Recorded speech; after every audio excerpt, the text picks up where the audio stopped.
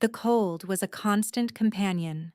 It lived in the stone floors of the northern citadel, a deep, gnawing chill that seeped through the worn leather of her shoes and settled into her bones. Alara had learned to live with it, just as she had learned to live with the hunger, the scornful glances, and the perpetual ache in her back. It was simply the price of breathing. Tonight, the cold felt sharper, a predator's tooth against her skin. She scrubbed at a stubborn stain on the great hall's flagstones, the harsh lye soap biting at the raw skin of her knuckles. Her movements were small and efficient, designed to make her invisible. That was the key to survival here. Be forgotten. Be silent. Be less than a ghost. A heavy wool glove covered her left hand and wrist even indoors. It was her most guarded secret, the source of her shame, the brand. A jagged, ugly rune of corruption burned into her flesh when she was just a child, the day they'd dragged her father from their home and declared his bloodline tainted. She was the lone survivor, a living monument to his alleged treason. They called her the branded, the tainted one, a walking curse. She kept her head down, her world reduced to the grimy circle of stone beneath her brush. The chatter of the other servants was a distant hum, a language she was no longer permitted to speak with any ease. They feared her mark, feared the bad luck it was said to attract. Loneliness was another kind of cold, one that settled in the heart. Suddenly, the great hall doors boomed open, slamming against the stone walls. A gust of wind, sharp with the scent of pine and frost, tore through the room, extinguishing half the torches. The servants froze, their work forgotten. Alara didn't need to look up to know who had arrived. The silence that fell was not empty. It was heavy, filled with a suffocating presence. It was the kind of silence that only followed one man, the Alpha King, Kalen. He had been gone for months, warring on the southern borders. His returns were rare and always heralded by a palpable shift in the very air of the citadel. It grew colder, heavier, charged with a power that made the hairs on her arms stand on end. She risked a glance from beneath the curtain of her dark hair. He stood framed in the doorway, a giant of a man cloaked in black furs. Snow dusted his broad shoulders. He was beautiful in the way a winter storm was beautiful, vast, merciless, and utterly indifferent to the lives it touched. His face was harsh planes and sharp angles, his silver eyes seeming to absorb all the light in the hall. Lord Vorlag, the king's chief advisor and the man who ran the citadel in his absence, hurried forward, bowing low. Vorlag was a man of sharp smiles and hidden daggers. He was the architect of her family's ruin, the one whose testimony had sealed her father's fate and her own. The sight of him made the brand on her wrist throb with a dull, icy pain. "Your Majesty," Vorlag said, his voice slick with false reverence, "your return is an unexpected honor." The king's gaze swept the room, dismissive and cold.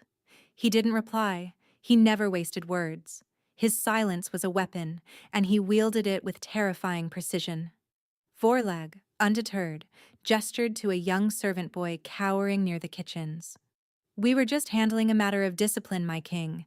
This thief was caught with a silver locket from the Lady Anya's chambers." Alara's head snapped up. She knew the boy, Tam. He was shy and clumsy, but he wasn't a thief. She had seen the locket fall from Lady Anya's sash earlier that day. Tam had likely just found it. The boy was trembling, tears streaming down his face. "I didn't. I found it, my lord. I was going to return it." "Liar!" Vorlag's voice cracked like a whip. "He will be flogged for his insolence and his crime." Something inside Alara, something she had thought long dead and buried, stirred. It was the same fire that had belonged to her father, the stubborn refusal to bend to injustice. It was foolish. It was dangerous. She rose slowly to her feet, her joints protesting. The eyes of every servant turned to her, wide with shock and fear. "He's telling the truth," she said.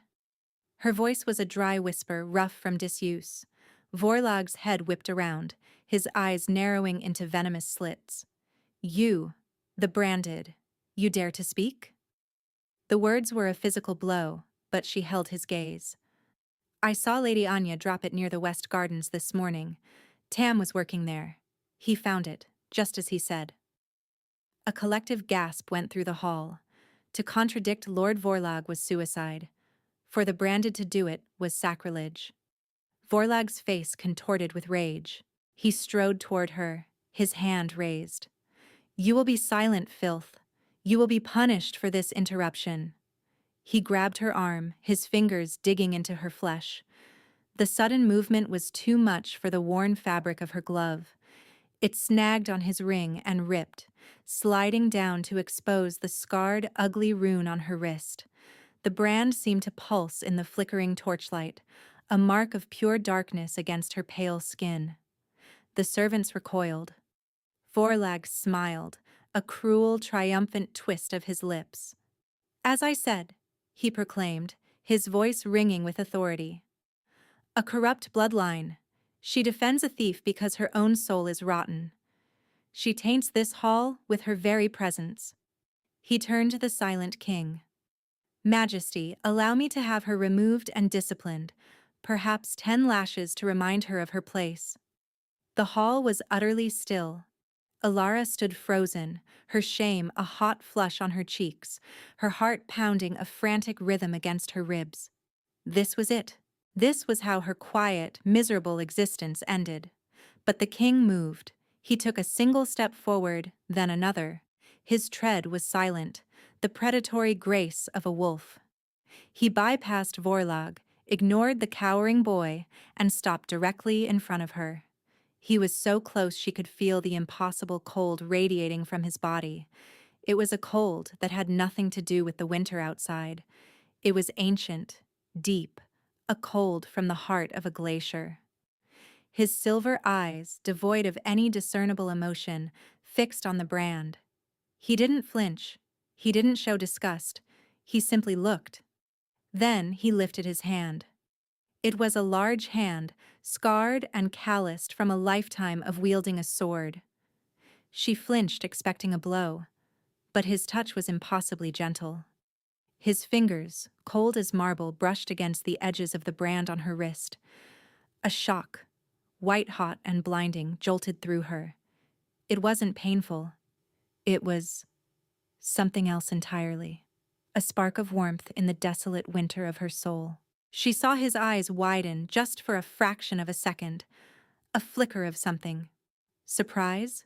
Recognition? Crossed his frozen features. He held her gaze, his fingers still resting on her skin. The entire world seemed to fall away, leaving only the two of them in a bubble of charged silence. His voice, when it came, was a low rumble, deep as thunder but soft as snowfall. It was a voice that had commanded armies and brought nations to their knees, but it was directed only at her. "Bring her to my chambers," he said, his gaze never leaving hers. He released her wrist and turned, sweeping from the hall without a backward glance. The command hung in the air, absolute and unquestionable. Lord Vorlag stared, his face a mask of disbelief and fury. The servant stared. Ilara stared at the empty doorway where the Alpha King had been, her branded wrist tingling with a warmth it had never known. Two of the king's personal guard, immense men in black steel, moved to her side. They did not grab her. They simply stood, waiting. She was no longer invisible. She was seen. And for the first time in her life, she was terrified of what that might mean. The king's chambers were a world of stone and shadow. They were vast, occupying the entire top floor of the citadel's main spire, yet they felt empty. A massive fireplace, large enough to roast an ox, stood cold and dark. Furs were thrown over heavy, dark wood furniture. The air was still and frigid, carrying the same unnatural chill as the king himself. Ilara stood in the center of the room, her hands clasped tightly in front of her. The guards had left her there, closing the heavy doors with a final echoing thud. She felt like a mouse in a lion's den. Kalen stood by a tall, arched window, his back to her, looking out at the snow-swept mountains that surrounded the citadel.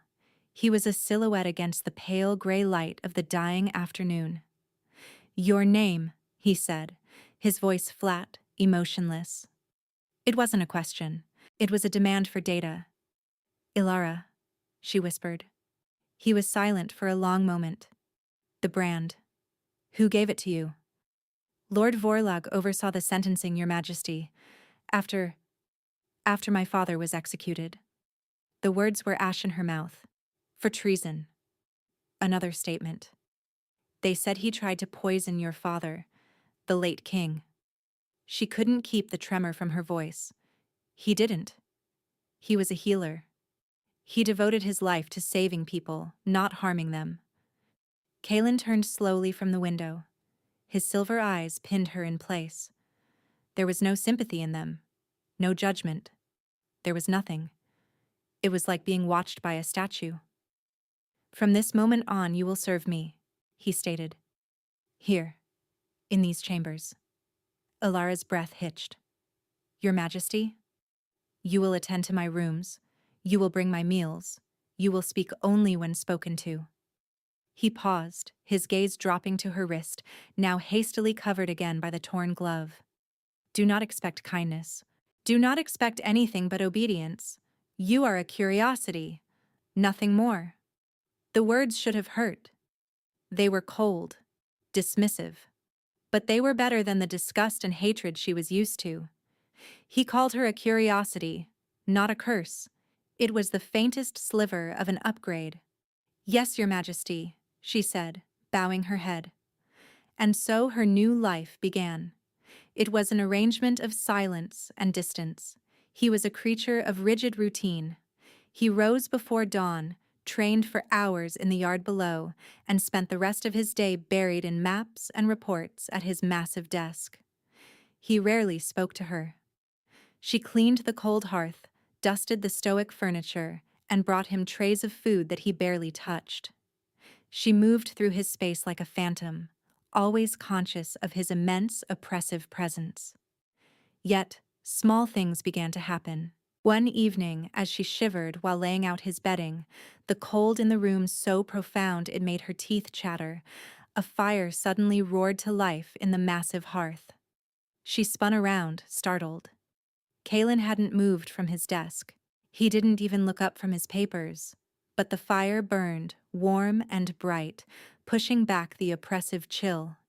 Another time he found her tracing the faded spine of a book she'd found on a dusty shelf. It was a collection of old legends, stories her father used to read to her. She expected a sharp reprimand for touching his things. Instead, he simply walked past, his only comment a low murmur. "The binding is fragile." It wasn't a warning, it was a simple observation. She began to study him in the quiet moments. She saw the profound, crushing loneliness that clung to him like his fur cloak. His stillness wasn't the calm of a king secure in his power. It was the utter stillness of a frozen lake, deep, silent, and devoid of life. She started to suspect the truth of the whispers she'd heard among the older servants. The story of a curse. That the Alpha King had a heart of stone, that he was incapable of feeling warmth, or joy, or love. The suspicion became a certainty one night when he returned from a council meeting late. He was agitated, pacing the room like a caged wolf. A silver goblet had overturned on his desk, and he hadn't noticed. She moved to clean it up, her hand brushing against his as she reached for the goblet. His skin was cold, not cool from the night air. It was the deep, unnatural cold of rock, of ice that never thawed. He recoiled from her touch as if burned, his silver eyes flashing. "Do not touch me," he growled, the sound a visceral warning. "I'm sorry, Your Majesty," she stammered, pulling back.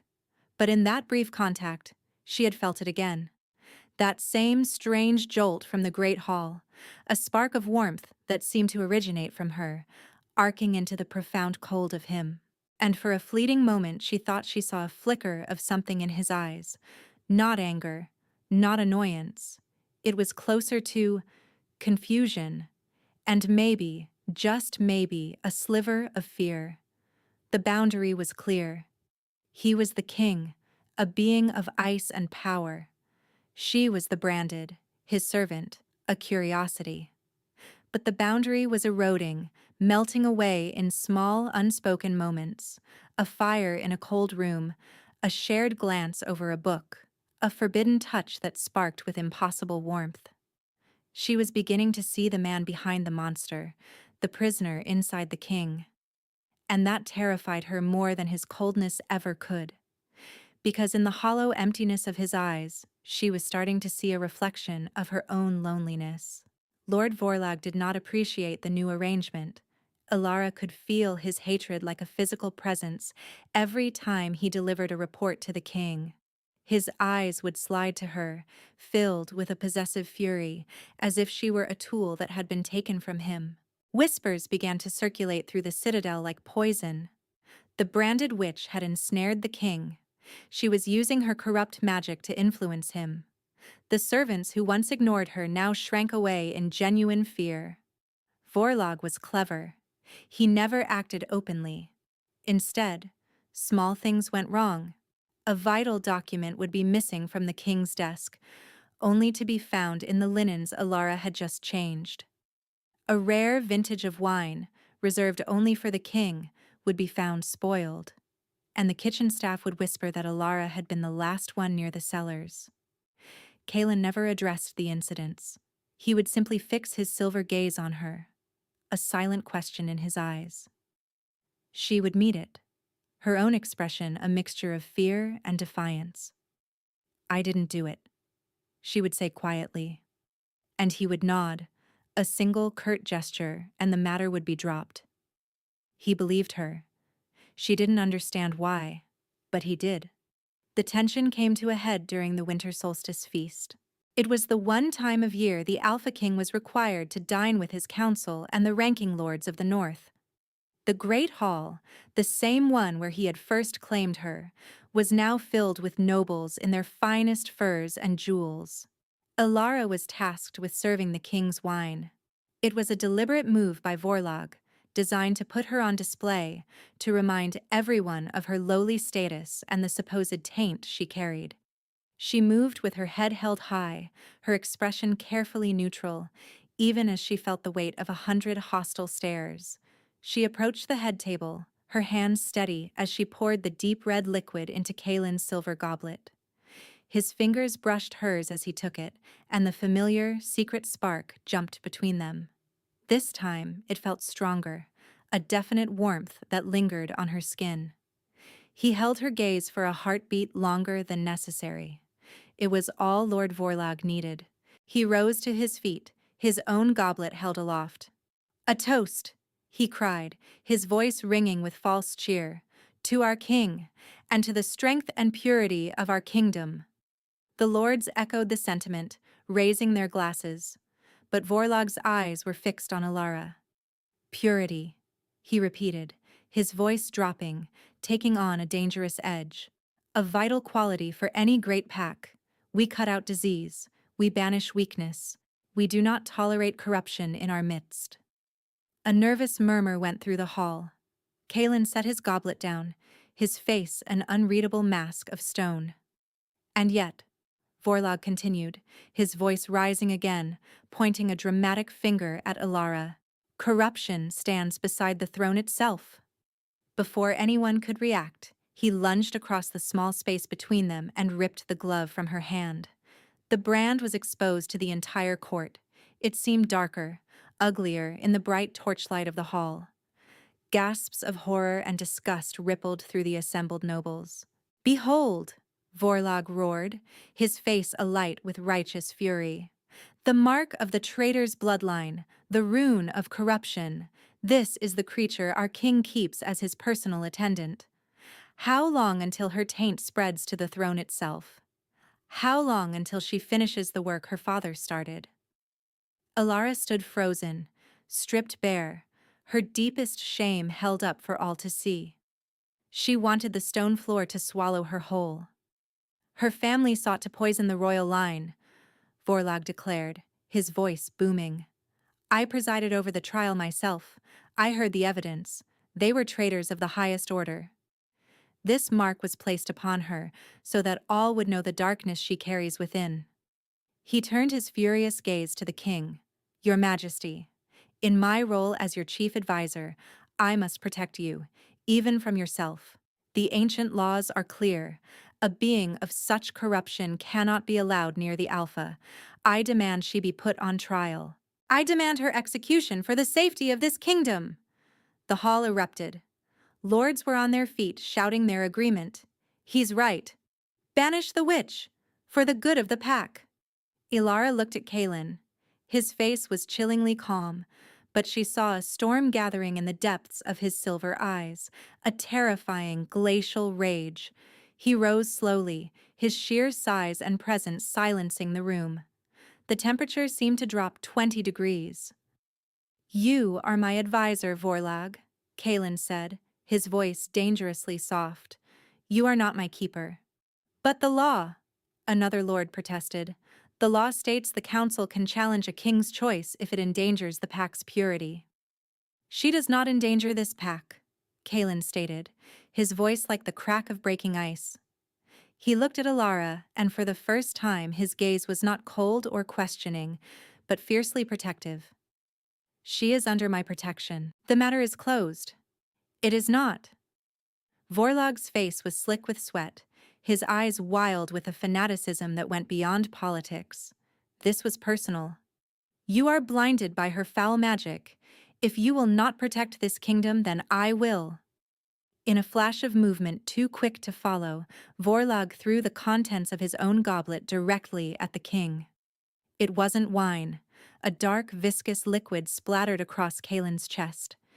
It sizzled on his tunic, releasing a faint, acrid smoke. Kaelin looked down at the stain, then back at Vorlag. A slow, cruel smile spread across the advisor's face. A special vintage, Vorlag hissed, brewed from the frost nettle of the highest peaks. It reacts only to a heart of absolute cold. For a normal man, a mild irritant. For you, Your Majesty, a death sentence. The king's eyes widened. He staggered back a step, a hand clutching his chest. A web of black veins began to spread from the point of impact, snaking across his skin like frozen lightning. A gasp of pain, harsh and guttural, was torn from his throat. The curse! A woman shrieked. He's triggered the curse! Kaelin's skin was visibly paling, taking on the color of slate. The unnatural cold that always radiated from him intensified 100-fold, a wave of absolute zero that made the torches gutter and the nobles cry out. He collapsed to one knee, his breath misting in the air. Seize the witch! Vorlag commanded the guards. She is the cause of this. Hands grabbed Ilara's arms, hauling her back. She struggled, her eyes fixed on Kaelin's crumbling form. He was dying. Vorlag had known about his curse, had found a way to weaponize it, to turn his frozen heart into the agent of his own destruction. Kaelin! She screamed, the name torn from her lips without thought for titles or propriety. He looked up, his silver eyes clouded with pain, the light in them already beginning to dim. He saw her being dragged away, saw the triumph on Vorlag's face. The last thing she saw before the doors of the great hall slammed shut was the Alpha King, her king, collapsing fully onto the cold stone floor, the life freezing out of him. The cell was cold. Of course it was cold, but this was a damp, miserable cold, the cold of wet stone and despair. It was nothing like the clean, sharp cold of Kaelin. The thought sent a fresh wave of agony through her. She was chained to the wall, the iron manacles biting into her wrists, one of them scraping cruelly against the raised edges of her brand. They were leaving her here to rot until the morning, when Vorlag would stage her public execution. He was the acting regent now, with the king incapacitated. He had won. Her family was innocent. She had always known it, a fierce, secret certainty in her heart. But now she understood. Vorlog had framed them. He had wanted power, perhaps even the throne itself, and her father, the loyal healer to the old king, must have been in his way. He'd eliminated his rival, and now he had eliminated the son. The bond she had barely begun to understand was a screaming wound inside her. It felt frayed, stretched thin, like a rope about to snap. She could feel Kalen's life force fading, a distant flickering candle in a storm. He was dying. He was dying, and she was locked in a dungeon. Rage, hot and pure, burned through her grief. Rage at Vorlog. Rage at the nobles who had been so quick to condemn her. Rage at her own powerlessness. Hours passed. The citadel above was silent. The bond grew weaker, fainter. Hope was a dying ember.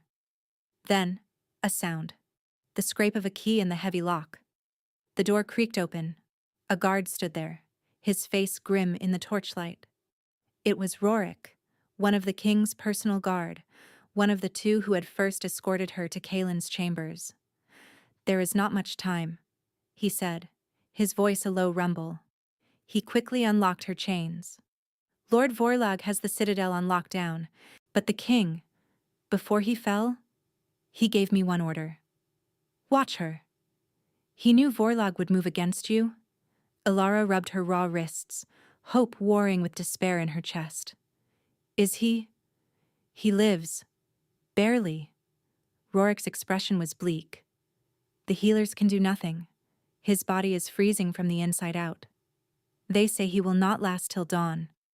Vorlog is already measuring the drapes in the throne room.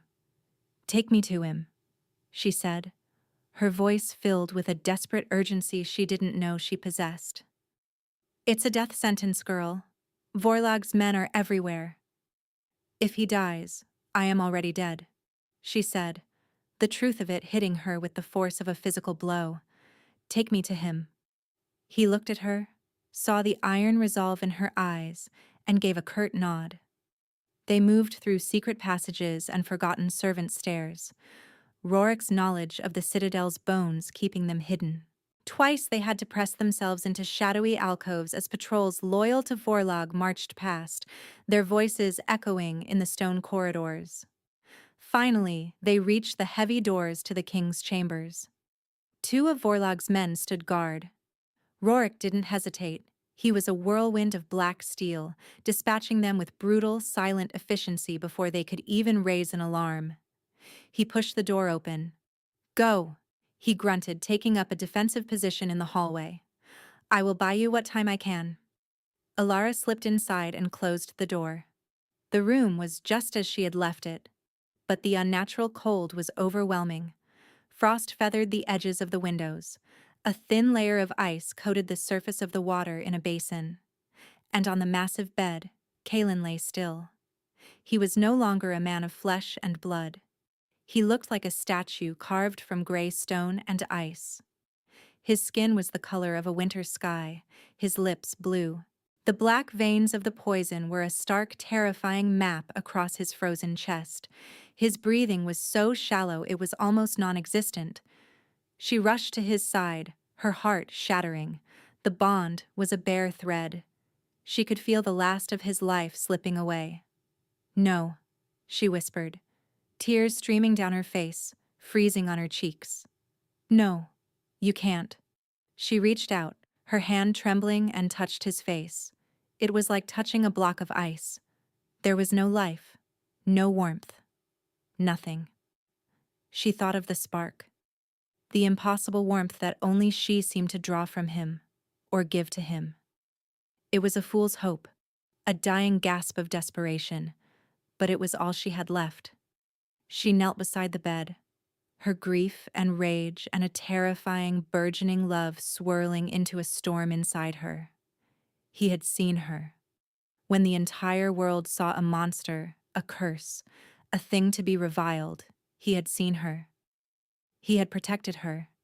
He had believed in her.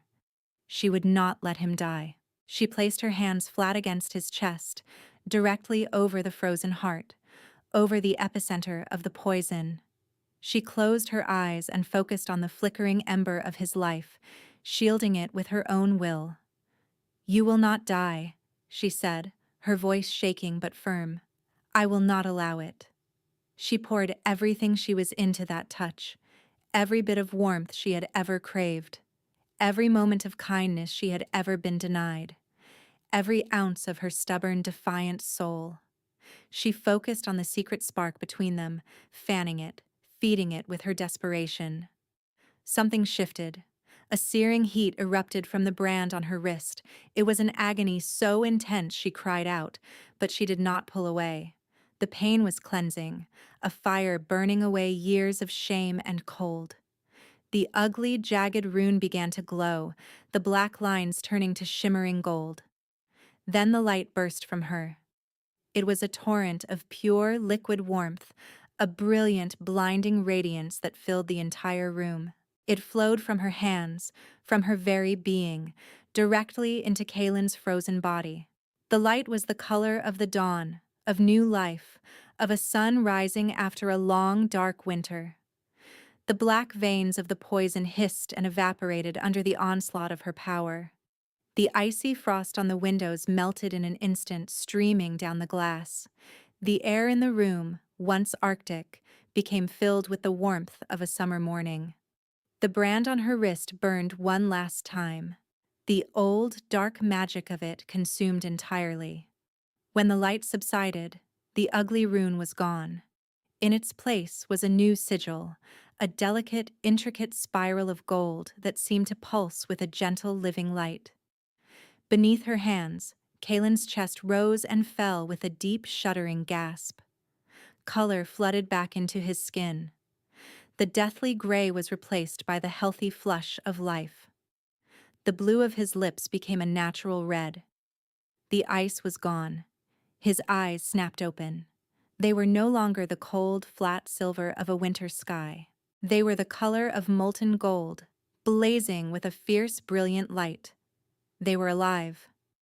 He stared up at her, his expression one of pure, unadulterated shock. He could feel it. For the first time in centuries, he could feel. He could feel the warmth of her hands on his skin. He could feel the blood pumping through his own veins, hot and strong. He could feel the bond between them, not as a faint echo, but as a roaring, undeniable symphony in his soul. "You," he breathed, his voice rough, raw, and filled with an awe that stole her breath. The doors to the chamber burst open, splintering off their hinges. Lord Vorlag stood there, flanked by a dozen of his guards, his face a mask of triumph. "The king is dead, and the witch will—" He stopped, his words dying in his throat. His eyes widened in disbelief as he saw Kaylin sitting up in the bed, more vibrant and powerful than Vorlag had ever seen him. And beside him, Alara, her hand still resting on his chest, her face tear-streaked but resolute. Kaylin rose from the bed. He didn't seem larger, but he was. His presence, once a crushing weight of cold, was now a furnace of raw, living power. The air around him crackled with it. He looked at Vorlag, and for the first time, Alara saw true emotion in his eyes. A pure, undiluted fury that was hotter than any fire. "Treason, Vorlag," Kaylin said, his voice a low, lethal growl, "is a crime I do not take lightly." "Impossible," Vorlag stammered, taking a step back. "You were dead." "My father was a healer," Alara said, her voice clear and strong, ringing through the chamber. "He discovered that you were the one who poisoned the late king, slowly, over years, with a toxin you sourced from the south. He was going to expose you, so you framed him. You murdered him and branded me to silence his bloodline forever." Vorlag's face went white. He knew she was right. Kaylin's golden eyes narrowed. "You poisoned my father, you tried to murder me, and you harmed what is mine." His gaze flickered to Alara, a possessive, protective fire burning in his eyes that made her heart leap. In the end, it wasn't even a fight. Vorlag and his men were no match for the unleashed power of a true Alpha King, one no longer shackled by a curse of ice. When it was over, Kaelin turned back to her. The chaos of the fight, the groaning men on the floor, the splintered door, it all faded away. He crossed the room in 2 long strides and pulled her into his arms, his touch no longer cold, but radiating a powerful warmth that soaked into her very soul. He buried his face in her hair, holding her so tightly she could barely breathe. And she didn't care. She clung to him, her own body trembling with the aftermath of the power that had poured through her. He pulled back just enough to look at her, his hands framing her face. His golden eyes searched hers, filled with centuries of pain and loneliness, and a dawning wonder that was directed entirely at her. "I felt nothing," he whispered, his voice thick with emotion. "For 300 years, a world of gray, of silence. And then you, a spark. I didn't understand. I thought I was going mad." "I felt it too," she confessed, her voice barely audible. "A warmth." "You are my warmth," he said, the words a sacred vow. "You are my heart. You broke the curse." "No," she said, touching the new golden sigil on her wrist. "We did." In front of the entire court, with Vorlag in chains and his treachery exposed, Kaelin stood with Alara by his side. He held her hand, her new mark displayed for all to see. "This is Ilara," he announced, his voice booming with a power and vitality that no one had ever heard from him before. "She does not carry a traitor's brand. She carries the mark of life itself. She healed your king. She saved this kingdom from a traitor. She is my mate, and she is your queen." There was a moment of stunned silence, and then the great hall erupted in a roar of approval, a cheer that shook the very foundations of the ancient citadel. Months passed, winter thawed into a vibrant green spring that the north had not seen in centuries. The land itself, long suppressed under the king's cold curse, seemed to rejoice in his healing. Flowers bloomed in the castle gardens where only ice and rock had been before. The citadel was no longer a tomb of stone and shadow. Fires burned in every hearth, laughter echoed in the halls, and the air was filled with a sense of hope and renewal. Alara stood on the balcony of their chambers, the morning sun warm on her face. She was no longer the invisible, shivering servant. She wore a simple gown of deep green, the golden sigil on her wrist a beautiful, intricate piece of jewelry that pulsed with a gentle warmth. She was still learning to control her power, the deep well of life magic inside her. But it no longer felt alien. It felt like coming home to herself. Strong arms wrapped around her from behind, and a familiar warmth pressed against her back. Kaelin rested his chin on her shoulder, his own gaze fixed on the thriving lands below. "It's beautiful," she murmured. "Not as beautiful as its queen," he rumbled, his voice still a wonder to her. It was the same deep timber, but now it was laced with warmth, with humor, with love. He was a different man. He smiled, he laughed. He touched her constantly, as if needing to reassure himself that the warmth was real, that she was real. She turned in his arms to face him, her hands coming up to rest on his chest. Even now, the simple, solid heat of him was a miracle. "Does it still surprise you?" she asked softly. "The feeling of it?" His golden eyes softened. "Every morning I wake up and feel the warmth of the sun on my skin, and I remember it's because of you. Every time I laugh, I remember it's a sound you taught my soul to make again. So yes, my love, it surprises me every single day." He leaned down and kissed her, a slow, deep kiss filled with the quiet certainty of a shared future. It was a kiss that spoke of gratitude, of partnership, of a love forged in ice and fire. She had been the branded, the outcast, the girl made to believe she was worthless. He had been the Alpha King, the monster, the man whose heart was made of stone. He had saved her from a life of cold servitude, and she had saved him from a death of frozen isolation. Together, they had built a new world from the ashes of their pain. The kingdom had a king who could feel, and a queen who could heal. There were still challenges on the horizon, kingdoms to the south that had grown bold during the north's long winter, and a court to rebuild from Vorlog's treachery. But looking up at the man who was her partner, her king, her mate, Ilara felt no fear. They had faced the darkness inside themselves and found the light. Whatever came next, they would face it together. She was home. She was loved. She was whole. And the warmth was here to stay.